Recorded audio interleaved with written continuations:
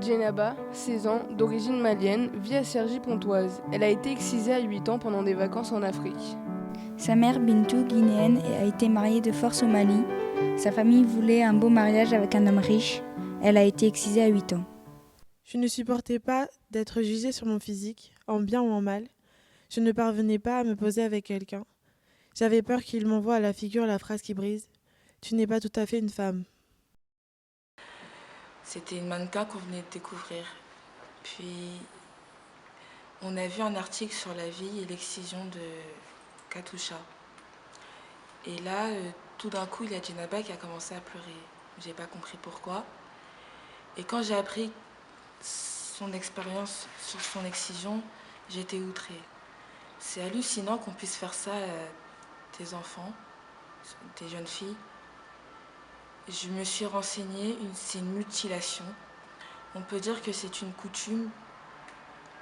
On peut aussi appeler ça une tradition.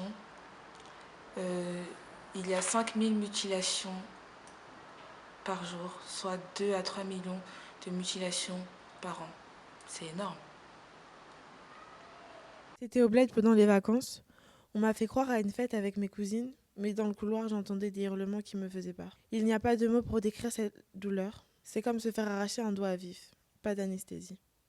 J'ai beaucoup souffert, surtout au moment d'uriner. Les 3 premiers jours qui ont suivi l'excision étaient un véritable calvaire. Je ne sais pas quoi dire. Je ne sais pas ce qu'est l'excision. Je n'imagine pas que l'on puisse toucher à mon corps et m'en priver d'une partie. Finalement, c'est comme si on coupait le pénis d'un garçon.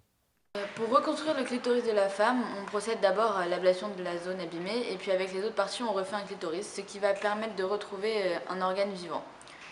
Cette chirurgie réparatrice a été mise en place dans les années 90 en France et elle permet aux femmes de retrouver des sensations et ça réduit vraiment leur souffrance.